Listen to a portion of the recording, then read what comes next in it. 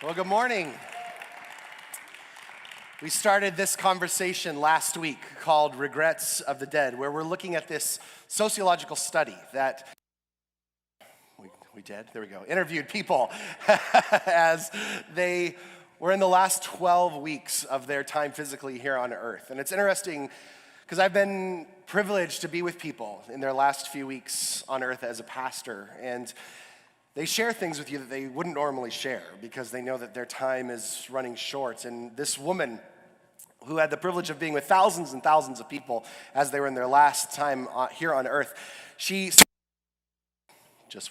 started compiling the regrets that they had as they shared them as they were about to pass. And she combined all of these regrets into the top 5 that she found as she was interviewing these people. And you might be wondering why we're having this conversation. It's not just because it's like Halloween time and we thought this would be kitschy, but because ancient wisdom tells us in the Psalms that we are to number our days so that we might actually have a heart of wisdom. See, when we recognize that time is a limited commodity, that is not something that we have an endless supply of, then we might actually think different about it. The problem is that we go through our lives oftentimes not thinking in those terms. We don't oftentimes live our life day to day thinking, tomorrow isn't promised, or that I have a very limited time here on this planet, that it's just like a vapor, as the scriptures say. And there's this great lie that we live into, that we have more time.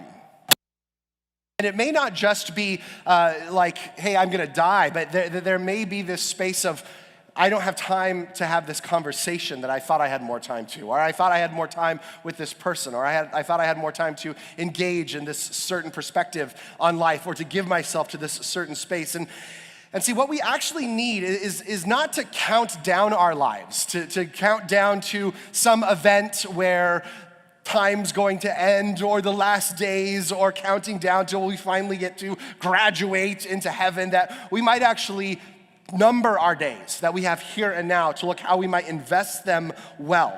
See, that there might be an awareness of the finality of this life, to live it to its fullness. And these regrets that these individuals gave, they serve as a message, essentially from the future to us. They inform us of how we might be living here and now so that we might live in a new way, to essentially reverse engineer our life, asking the question of what's needed here and now today to step into the fullness of life, to step into the life that God has dreamed for me. And so during this series, we're gonna be reverse engineering these regrets so that we might be able to say at the end of our days that we lived life to its fullest, that we numbered our days, and we did gain a heart of wisdom in the middle of this. So today we're actually gonna start with the biggest regret that they found, the number one in this. See, at the end of their days, the number one thing that people said was that there were unmet dreams. There were unmet longings.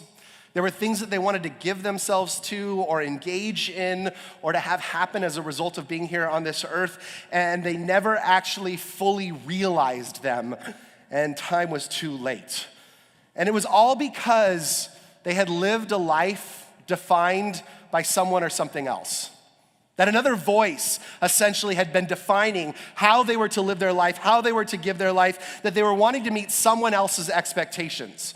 Whether it was the unmet expectations of their parents that were placed on them, whether it was the unmet expectations of friends and looking to them as to how they were going to live their lives, whether it was society or religion or some type of a cultural norm and expectation that they had on them.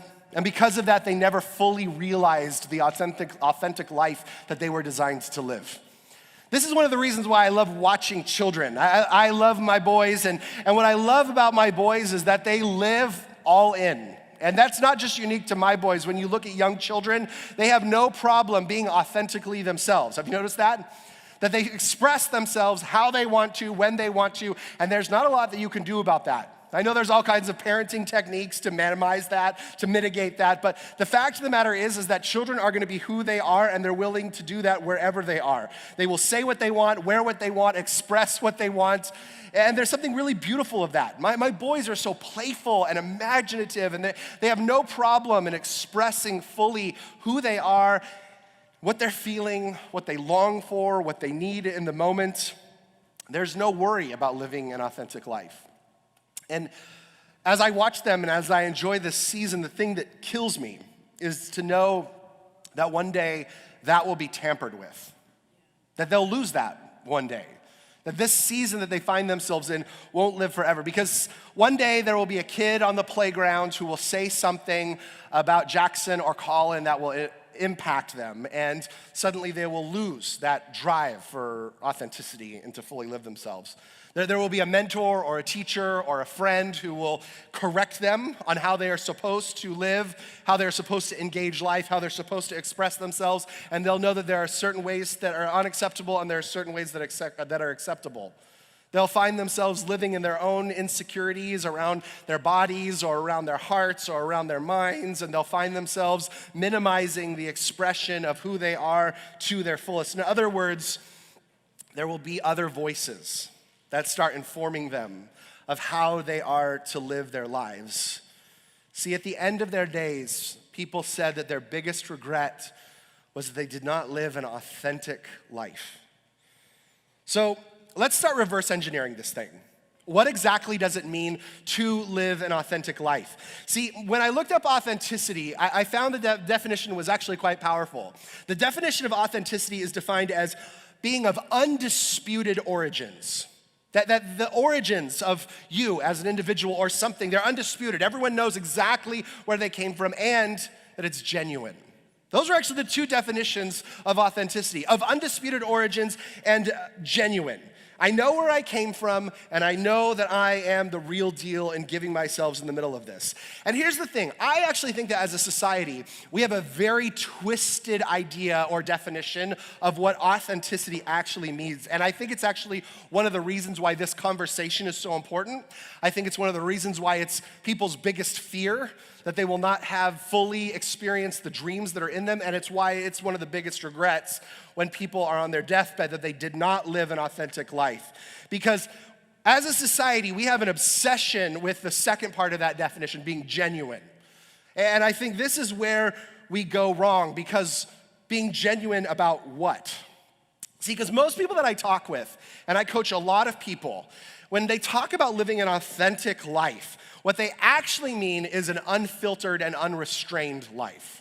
That's usually what they mean when they talk about authenticity, because they usually use phrase like, I need to live my authentic life. I need to live out my authentic truth. I need to live out my authentic self. I need to express my authentic feelings regardless of who is hurt and what are the consequences. And that is oftentimes how we define authenticity in our culture. And if I filter or restrain myself in any way, then I am no longer being authentic.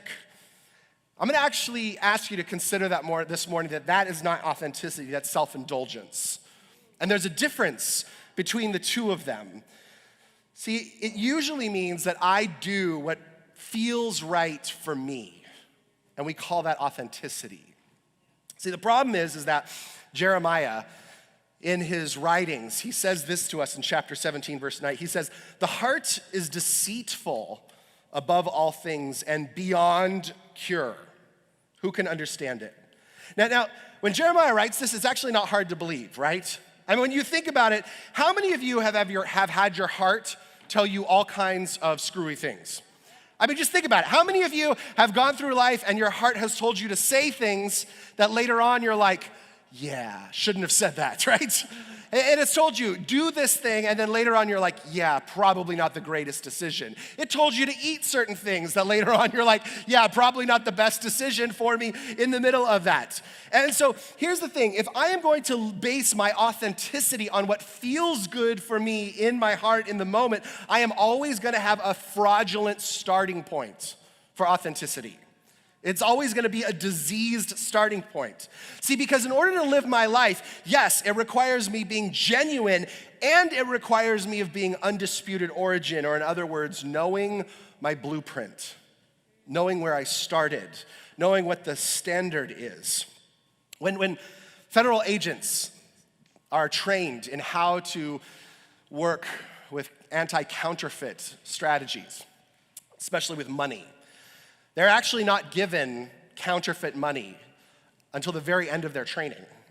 They're not given counterfeit bills to study. They're not given counterfeit checks to study. What they are given is hundreds and hundreds of authentic bills. They're given authentic checks. They're given authentic traveler's checks. And they're told to study them until they can hold the paper and know instantly this is the paper that is authentic.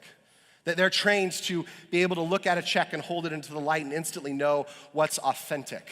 They're being trained to know how to feel certain texts and inks and printing mechanisms to know exactly what authentic looks like, so that at the end of the day, they can know what authentic looks like instantaneously. So when a counterfeit bill comes up, they instantly know, yeah, this is not the real deal. In other words, they study what is authentic. And in the studying of the authentic, they're able to then discover and discern what is inauthentic. See, if you are to live an authentic life, if at the end of your days you're gonna say, man, I lived an authentic life fully out, you actually have to know what authentic looks like first. You actually have to know, be able to feel it, to touch it, to taste it, to live within your body what authentic looks like. See, if you're gonna go on a journey of self-discovery without knowing what true north is, without knowing what authenticity actually is and looks like, you will always find yourself guessing what authentic looks like. You will always find yourself like fabricating a version of authentic you and then attempting to live that out. And you will always find yourself let down and confused if you go on that search without knowing what true north is. Because here's the thing, how many of you recognize that there are so many different authentic versions of you? How many of you recognize that there is the angry, bitter, retributive version of you? Yes? How many of you recognize there's the happy, joy-filled, life-living version of you? How many of you recognize that there's the self-pity, woe is me, no one's here for me, everyone lives in a clique, no one likes me version of you, right? Which version is authentic? See, they're all authentic. The question is, which version is actually going to move you towards the life that you were called to live? Because authenticity is not having the courage to live out your truth.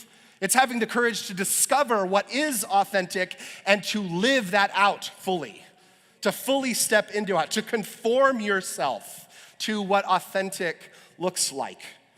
See, David, who was the one last week that we talked about, who asked us to number our days so that we might gain a heart of wisdom, also wrote this in Psalms 139.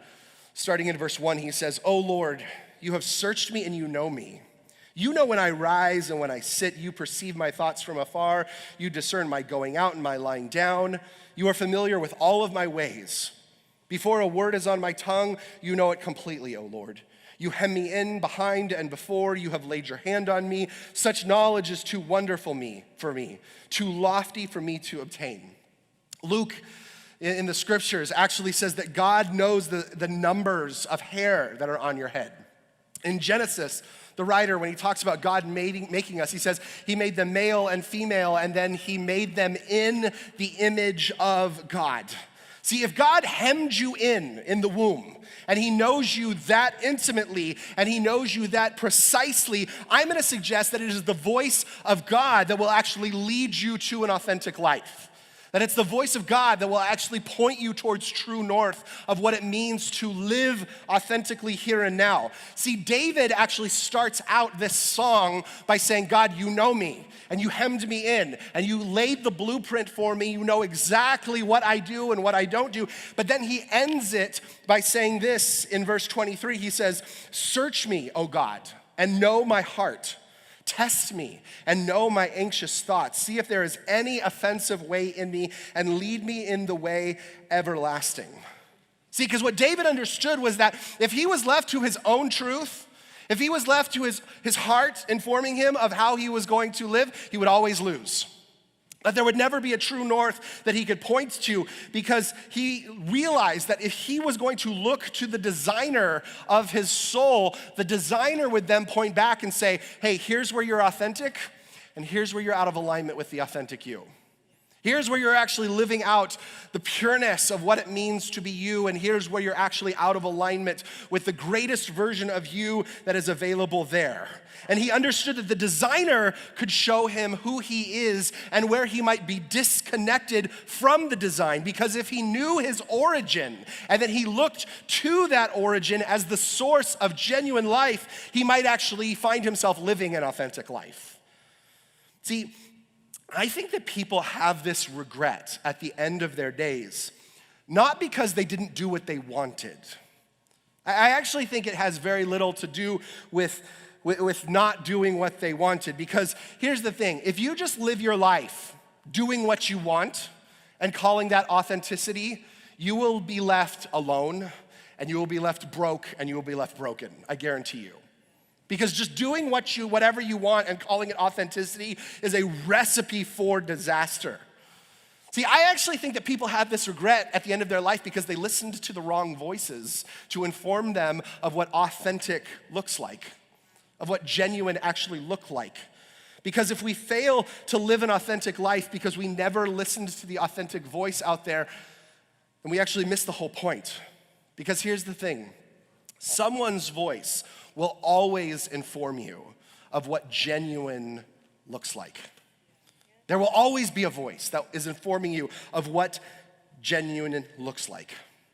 For some of you, you still have that voice of your mom and dad in the back of your head telling you, stop that, don't do this, you should be doing this, you shouldn't be doing this, why aren't you doing this? You should have had this major, you should have given yourself, why can't you get your act together? For some of you, so you still have that voice of that mentor or that coach that informed you of how you were supposed to live your life. For some of you, you have religious programming inside of you that informs you of who you are based out of shame or contempt. There are voices inside of you from society that has informed you of here's how you're supposed to do your life, here's how much money you're supposed to make, here's where you're supposed to be at a certain age. And here's the thing. With all of these voices attempting to inform us of what an authentic life looks like, the tendency is then to swing the pendulum when those voices don't work anymore. So rather than saying, you know what, I'm gonna listen to another voice, what we say is, I'm listening to no one but me. That I will be the designer of my life, and no one will tell me who I am. See, the problem is then you're just left with you. and I don't know what's a worse space to be in. Having another voice informing me of how to live my life or having my voice informing me of how to live my life. Both will actually move you towards a space of desperation. See, the question is not, is a voice informing you? The question is the voice that's informing your life expanding your life, or is it closing it down? Is it moving you towards fullness and hope and love and joy and freedom? Or is it moving you towards confinement and frustration and breakdown over and over and over? Because I'm gonna actually suggest to you that any voice other than the designer will lead you to a smaller life, even and including yours. See, at the end of my days, if I can say I know my origins, I know the blueprint, and I lived that out, I know it'll be a win. I know that's what a win looks like when it comes to authenticity, because a life based on a voice other than Jesus will always lead to a counterfeit life. It will always lead to a design that you were not actually designed for. See, here's the thing. In the book of Romans, it actually tells us how to live an authentic life. And I know some of you here at Humanity Church will not like this answer. But here's the answer of what Romans tells us of how to live an authentic life. It actually tells us to imitate Christ. That we are to imitate Christ, and that if we imitate him, that it will actually lead to an authentic life. Now, here's why I think we bristle up against this concept. Because when it says that we are to be made to imitate Christ, it sounds like conforming and imitating, doesn't it? And there's something about us that bristles up when we say that we are supposed to conform to someone or something else, or we to imitate someone or something else. And in fact, one of our highest values here at Humanity Church, it's one of our core values, is that creativity is the natural result of spirituality. Not artistry, but creativity, that your life would actually become more creative because you were connected to Jesus. We use all kinds of assessments like StrengthsFinder and the Enneagram and Myers-Briggs. We have whole days called Yellow, which help people discover their uniqueness in this life here and now. So how do these things jive together? How do we have a community with the highest value of creativity and finding your unique voice and place, and then saying, hey, if you want to live an authentic life, what you need is conformity and imitating Christ? How do those two connect to one another in the middle of this? See, here's the thing. When you read through the scriptures and you look at what Christ is doing in the world around us, how he actually lives his life and how he participates with humanity, the defining characteristic of Christ is always sacrifice. And so if you are to be an imitator of Christ, your life will be a life filled with sacrifice. See, even Jesus, he defines this cultural picture of marriage for us as a picture of sacrifice.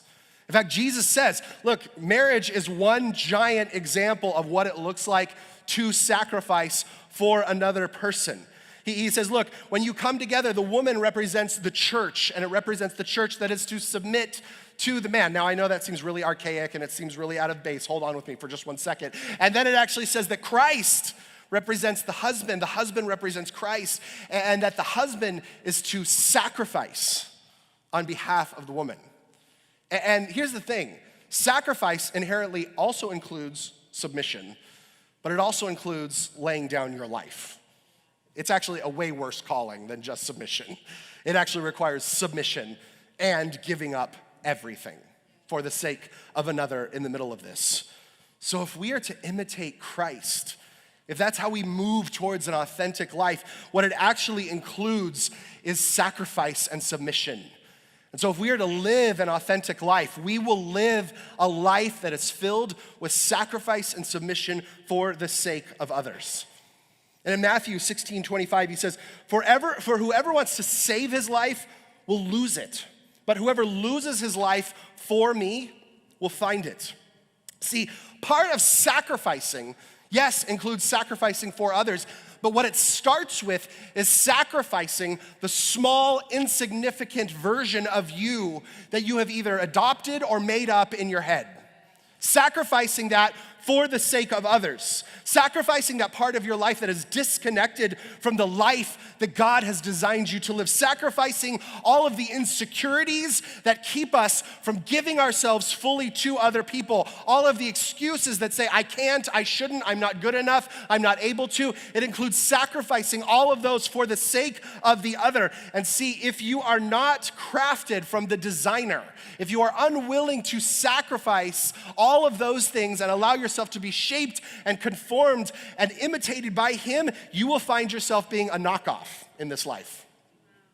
You may be authentic, but you're like an authentic Louis Vuitton handbag from Santee Alley in downtown LA that's $20. You're that type of authentic, right? You'll find yourself in that space. See, and the knockoff, authentic version of you, the knockoff version is always informed by scarcity and fear. When you find yourself being informed by any other voice or conforming to any other voice here and now, your life will always be driven by scarcity and it will be driven by fear. And let me just tell you, scarcity and fear are horrible contexts to sacrifice from. In fact, they will actually tell you, do not sacrifice. They will tell you, there's not enough, so make sure that you keep what you have. It will actually inform you that, hey, the world is a scary space, so do not give yourself because you are going to be left wounded and hurt and without a savior in the middle of all this, so you need to cover up your brokenness and keep it to yourself, and the only option then is to cover up and protect. And so if you find yourself being informed by any other voice, you will find yourself covering up and protecting yourself rather than sacrificing and giving yourself generously to others, because there's not a lot of creativity that's found in scarcity and fear. In fact, those two things are the death of creativity and uniqueness. See, what I love is that the authentic life that Jesus invites us into is a life that is lived in the light. That is the type of authenticity that Jesus invites us into. It's the type of sacrifice that he invites us into for the sake of the other. In Ephesians chapter 5, starting in verse 8, it says, "For you were once in darkness, but now you are light in the Lord. So live as children of light. For the fruit of the light consists in all goodness, righteousness, and truth. And find out what pleases the Lord, having nothing to do with the fruitless deeds of darkness, but rather expose them. For it is shameful even to mention what the disobedient do in secret, but everything exposed by the light becomes visible, for it is light that makes everything visible. That is why it is said, 'Wake up, O sleeper, rise from the dead, and Christ will shine on you.'" See, the authentic life that the designer has for you involves you stepping into the light. And it invites you to share all of your struggles.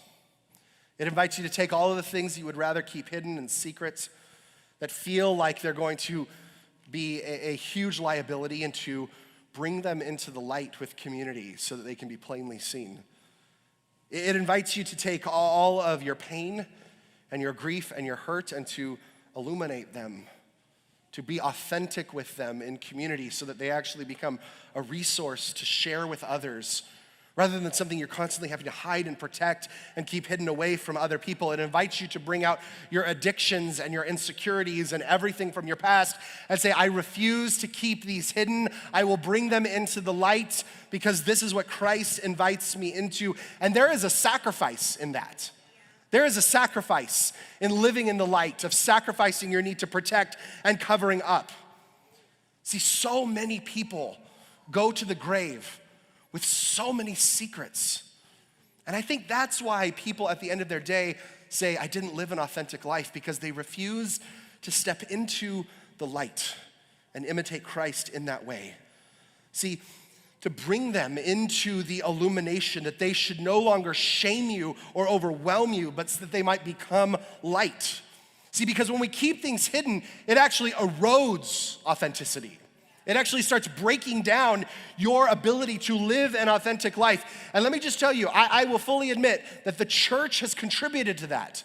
The church has assumed that if we kept everything secret, that might make us holy. It's just made us hypocrites. And what Jesus invites us into is bringing everything into the light. See, because it is not the darkness that erodes authenticity. It is keeping things in the darkness that erodes them. It's usually not the things that we keep hidden that keep us from living an inauthentic life. It's keeping them covered and hidden, and using all the energy that was supposed to go into living an authentic life now goes into keeping those covered up, so we're not able to give ourselves and serve others fully. See, the moment it's illuminated, it loses its power. And then all of that energy is freed up to give yourself to others, to live out the authentic expression that you were made for here and now. So one expression of sacrifice that Jesus calls us into is leaning into the light. But the other expression of sacrifice that Jesus constantly demonstrates for us is to live an authentic life that is motivated by love. See, imitating Christ and stepping into the light and walking in love is such a powerful recipe for living an authentic life. Because here's the thing that I found is that love is 100% sacrifice. To live a life of love is to simply sacrifice and keep sacrificing and keep sacrificing and keep sacrificing, even when it doesn't feel good. Even when my heart tells me that I shouldn't be doing this, it's to keep sacrificing. See, the definition of love is actually to break yourself for the sake of another, so that they can actually move into the life that they were called to. See, I actually think this is one of the reasons why our culture struggles with love so much, because not only have we placed a twisted version of authenticity over loving my neighbor, but if love requires me to sacrifice my truth, then in our culture's version of authenticity, I can never love fully. See, because love will require you to sacrifice your truth for the sake of the truth of love, of giving yourself until it hurts. See, I love that in 1 Corinthians 9 19 through 23. This is what Paul says about how he loves, about how he sacrifices himself for the sake of others. He says this, "Though I am free and I belong to no man, I make myself a slave to everyone to win as many as possible. To the Jews, I became like a Jew to win the Jews. To those under the law, I became like those under the law, though I am myself, am not under the law, so as to win those under the law. To those not having the law, I became not one having the law. Though I am not free from God's law, I am under Christ's law, so as to win those not having the law. To the weak, I became weak to win the weak. I have become all things to all men, so that by all possible means I might save some. I do all this for the sake of the gospel, that I may share in its blessing." Now let me just tell you, if you were to read this out loud to our culture today, what people would probably say is that Paul had extreme boundary issues, right? I mean, Paul's like saying, look, I am going to break myself for whoever is in front of me. And it sounds like Paul is losing himself. It doesn't sound like he's actually being authentic. This sounds like a fake version of Paul. See, he says, look, I love my Jewish friends, so when I'm around my Jewish friends, I'm gonna be Jewish. And then he says, and then when I'm around my religious friends, guess what? I'm gonna be a little religious with them. And when I'm around those who are a little questioning religion, I'm going to meet them where they're at in the middle of this. And then he says to my liberal friends, I'm gonna become liberal. To my weak friends, I'm gonna become weak. And he says, look, I will do all of this for giving myself away. See, maybe one of the most authentic ways to live our lives, maybe the one who is the most authentic, is the one who breaks themselves the most. The one who's willing to shift and adapt and give themselves, no matter what context they found themselves in, no matter who they find themselves in. See, because our current authentic model says, well, I just need to share my truth. Actually, the more authentic version would be, I just need to post my truth. I have a right to post this because it's authentic me. I have a right to say this because it's authentic me. I have a right to do this because it's authentic me. What if authenticity was just saying, yeah, I'm gonna sacrifice all that because who's over there? And how do I give myself to them? How do I fully step into the light with all of that? See, the one who is willing to shift and adapt and let go and forgive and release and hope again, the one willing to give up their life so that they could find it, what if that was the most authentic person in the room? And what if to live the most authentic life is to follow Jesus into radical light and into radical love and to sacrifice until we find the image of God inside of every single person that we encounter. And in that, we might find the image of God within us. See, the beautiful thing is that love will always set us free to live the most creative life possible. And it's not about you living your truth. It's about stepping into the light so that we're set free from shame. We're set free from all of the inadequacies. We're set free from all the insecurities so that we can finally truly live the life we were called to and to sacrifice for love and to no longer live in scarcity. Look, you may have been coming here this morning around this talk around authenticity, hoping for like a more inspirational talk, about having the courage to pursue your career that you've always wanted, or to finally book that trip to Paris that you always wanted, or to finally go to Malawi, or to dance like no one's watching, or whatever it may be. If that's what you're looking for, go do it. Time's running out. See, but at the end of the day, living an authentic life doesn't begin with the courage to act on your feelings or your truth. It begins with the humility to recognize who you are as a person of undisputed origins, to know whose you are, and to know where you came from, and to look at the blueprint and say, what does it actually mean to be human? And to fully live that out with everything inside of us. To know who we belong to without a shadow of a doubt, to lay down the small, scarce, shame-filled life we've created, and to look to the designer, to know your design, to not fear stepping into the light fully. And then, once you've laid all of that down, then you'll finally be able to pick up the glorious, breathtaking life that you were designed for. Only then will you be able to live a genuine life filled with hope and freedom. And look, I pray that you do fully live. I pray that you step into the light, and I pray that you sacrifice for love, because you were made to make a very specific and important mark on this world. And it begins with you knowing your origins and being willing to live that out fully. Let's pray. Jesus, I thank you that you did not leave us hoping for what it means to live an authentic life. That you did not leave us wondering, how do we fully live and what does it mean to be me? You don't leave us at the end of our days wondering if we gave it all, but you gave us clearly spelled out what it means to be human. To imitate you, to walk in the light, and to sacrifice for love. And Jesus, I pray that you would give us the courage to do that. To lay down our own truth and our own hearts and our own feelings and our own desires, God, and to pick up the life that you've called us to, that we might lose our life, and in the act of that, we would gain it back. And this morning, if you're here and you've not yet connected to Jesus, maybe you're online and you're watching and you're like, man, I want to live an authentic life.